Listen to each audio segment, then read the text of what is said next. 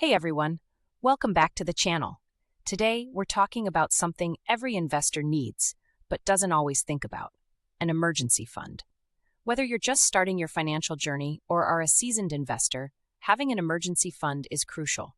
So let's dive into why an emergency fund is important and how you can create one that gives you financial peace of mind. First things first, what exactly is an emergency fund? Simply put, it's a stash of money you set aside to cover life's unexpected expenses. Think of it as a financial safety net. It's not for vacations, shopping, or new gadgets. It's for emergencies like medical bills, car repairs, or losing your job. Life is unpredictable, and an emergency fund keeps you from dipping into your investments when the unexpected happens. Now, you might be thinking, I've got investments. Why do I need extra cash sitting around? Here's the thing, investments can be volatile. The market goes up and down, but emergencies don't wait for the market to recover. Without an emergency fund, you might be forced to sell your investments at a loss or take on bad debt just to cover expenses. Let me give you a real-life scenario. Take Jack, for instance. He's been diligently investing and bought 40 shares of Facebook in early 2022 at $300 per share, investing a total of $12,000. But later that year, the COVID-19 pandemic hit and massive layoffs left Jack without a job. With all of his money tied up in investments and no emergency fund, Jack is forced to sell his stock at a steep loss. By the time he sells, Facebook stock has dropped to $90 per share, leaving him with only $3,600. He's lost $8,400 of his original investment. 6 months later, Jack finds a new job and receives his first paycheck, eager to reinvest. But by then, Facebook stock has bounced back to $300 a share, and it now costs him $12,000 to buy back the 40 shares he originally held. Now imagine Jack had set aside $3,600 as an emergency fund before investing. In this case, he invests $8,400 in Facebook stock, buying 28 shares. When he loses his job, he uses his emergency fund and avoids touching his investments. 6 months later, with his new paycheck, he can buy more shares, but his original 28 shares worth $8,400 remain untouched. In the end, Jack is $8,400 wealthier because he didn't have to sell at a loss. Now let's talk about Sarah. Sarah also didn't set aside an emergency fund, but her investments are tied up in a locked-in account, like a non-cashable long-term GIC with 7% rate of return. She can't access her investments without paying hefty penalties.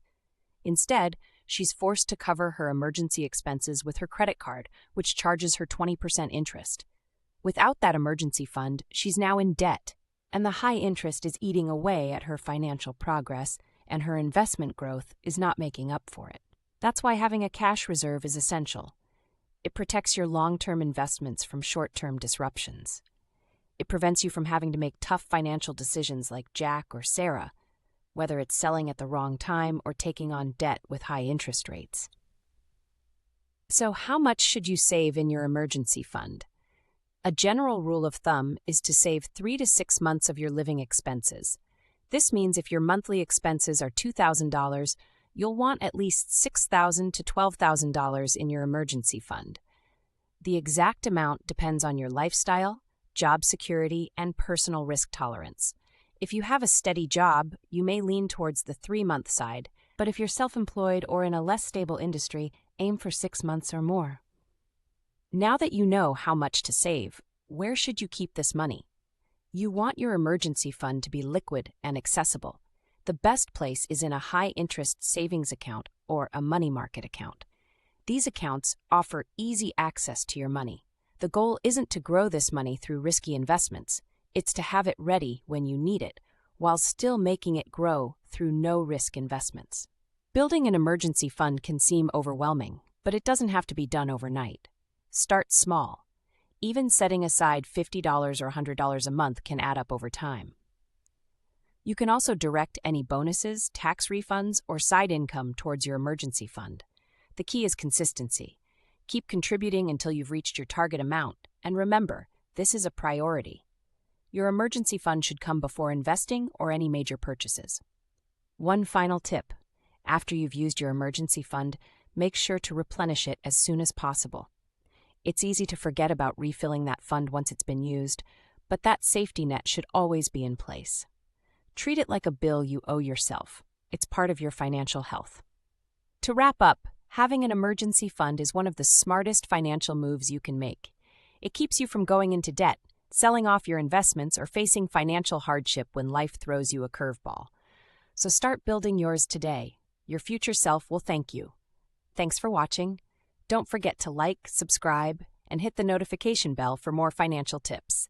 Until next time.